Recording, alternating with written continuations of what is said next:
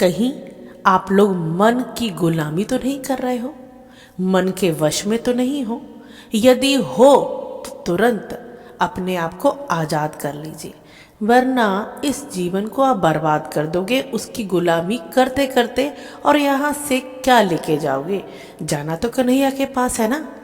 ये जन्म वैसे भी कृष्ण जी को प्राप्त करने के लिए हुआ है, तो मन की गुलामी कैसे छोड़नी चाहिए, सुनिए इस कहानी के द्वारा।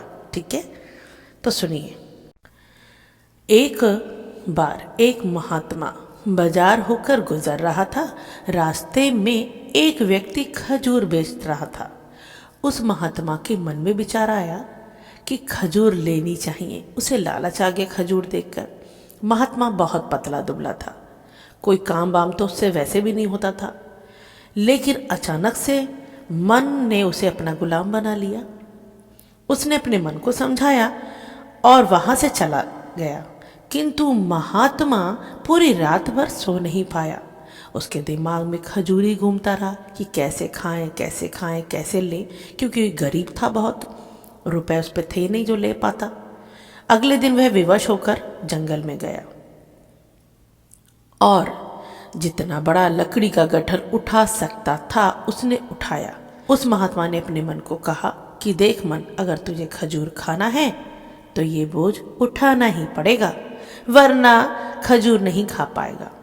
महात्मा इतना कमजोर था कि थोड़ी दूर चलता फिर गिर जाता, फिर उठता फिर चलता फिर गिर जाता, लेकिन हार नहीं मान रहा, क्योंकि मन उसे गुलाम बनाना चाह रहा था। उसने 2 गट्ठर उठाए बहुत मुश्किल से और उसे जाकर बाजार में उसे बेचा। बेचकर जो रुपया कमाया वो लेके भागता हुआ गया और जंगल में जाकर उसने उन खजूरों को खरीद लिया। खजूर जब खरीदे तो मन उसका बहुत खुश हुआ, बहुत प्रसन्न था, चलो खजूर खाएंगे। लेकिन फिर उसके दिमाग में तुरंत आया कि मैं ये क्या कर रहा हूं, मुझे तो कृष्ण को पाना है, ये जीवन तो कृष्ण को पाने के लिए मिला है और मैं मन की गुलामी करने लगा। ना ना, उसने मन से कहा, हे मन, तू मुझसे क्या करवा रहा है? तेरी कभी भी इच्छा की पूर्ति नहीं होगी, तेरा कभी मन नहीं भरेगा।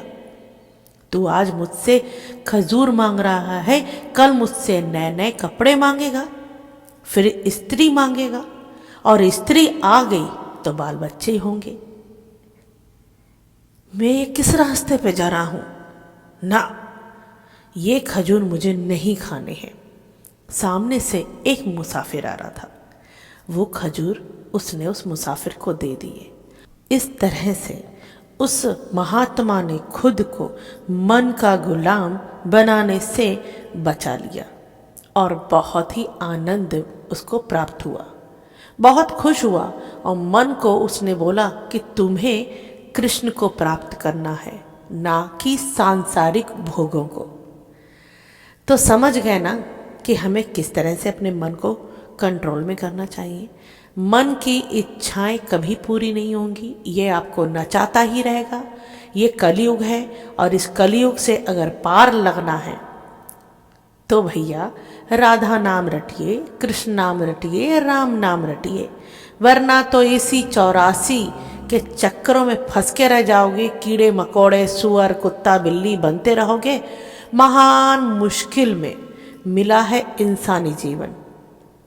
नाम रट लीजिए, कब मृत्यु आ जाए पता नहीं। हर सांस पर रटिए राधा नाम। किस्मत अच्छी है हम सबकी, प्रेमानंद महाराज जी मिले हैं।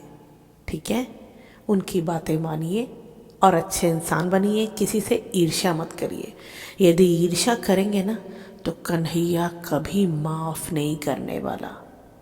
भागवत जी में देख लीजिएगा, पढ़ लीजिएगा, अपने ग्रंथों को पढ़िए, बच्चों को पढ़ाइए। राधे राधे हर इंसान से बोलिए, नमस्ते करना छोड़ दीजिए। ठीक है, मन को कंट्रोल में जरूर रखिएगा। राधे राधे।